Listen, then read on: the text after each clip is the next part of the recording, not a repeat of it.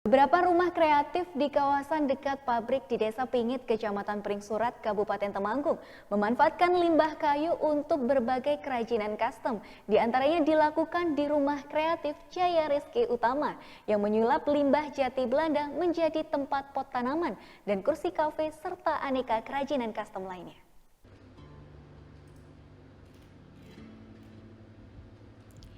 Sepanjang Jalan Raya Pingit Pringsurat yang merupakan jalur utama antar provinsi, yaitu Jalan Raya Semarang, Yogyakarta, banyak pengrajin aneka produk dari limbah kayu. Beberapa di antaranya dibuat tirai jendela atau kerai.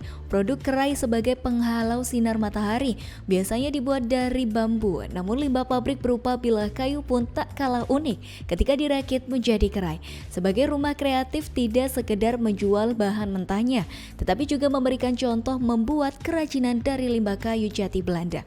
Di rumah kreatif Jaya Rizky Utama misalnya, limbah jati Belanda dibuat aneka kerajinan custom seperti kursi cukur anak, bingkai kaca pengilon, tempat tataan pot bunga, kursi kafe, sampai perabotan rumah tangga lainnya. Titi Handayani, salah satu pengrajin, mengatakan awalnya memberi contoh atau sekedar display bahwa limbah kayu bisa dijadikan barang menarik.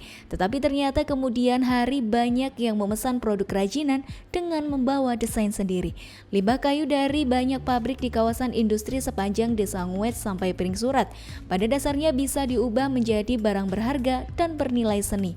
Tetapi karena tingkat keindahan serat kayunya kalah unik dengan jati Belanda, maka penghobi lebih memilih jati Belanda karena memiliki estetik klasik. Proses pengerjaannya memang memakan waktu lama karena limbah jati Belanda adalah bekas kemasan barang impor atau palet yang banyak paku pada rakitannya.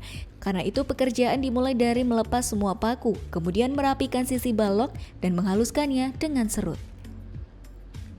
Berbagai macam mebel seperti rak TV bisa, buat dinding bisa, buat plafon bisa, buat rak-rak, almari, buat pintu, terus buat meja kursi, terus apa lagi?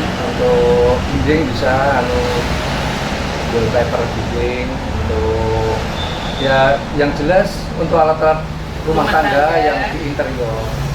Tergantung kita, kalau ada pesanan, ada gambar, ada ukuran, kita buatkan sesuai keinginan pemesan, pelanggan. Jadi ada bahan yang dibuang nggak dari palet itu semuanya? Pada dasarnya tidak ada, karena sampai yang sekecil-kecil pun itu bisa digunakan untuk bahan pembakaran, misalnya untuk pabrik tempe, pabrik tahu dan sebagainya, untuk buat itu kerajinan-kerajinan kecil seperti gantungan kunci, souvenir yang paling kecil pun bisa. Jadi bermanfaat semua dari kayu limbah ini. Proses pembentukan pertama itu bentuknya palet. Setelah itu mau jadi bahan itu, pertama saya membutuhkan tenaga yang mengerjakan dari awal, membutuhkan tenaga 6. Itu kita punya tenaga 6. Yang pertama untuk palet, pertama didedeli dulu, terus nanti dijabuti pakunya, terus nanti dihaluskan, gilet istilahnya, itu dirapikan kanan kirinya gitu loh. Terus nanti baru mau dibuat mebel jadi bahan halus seperti ini.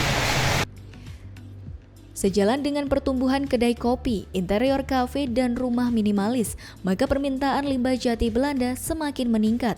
Tenaga kerja sempat juga ikut terserap, sehingga rumah-rumah kreatif di Desa Pingit membantu pemberdayaan ekonomi masyarakat.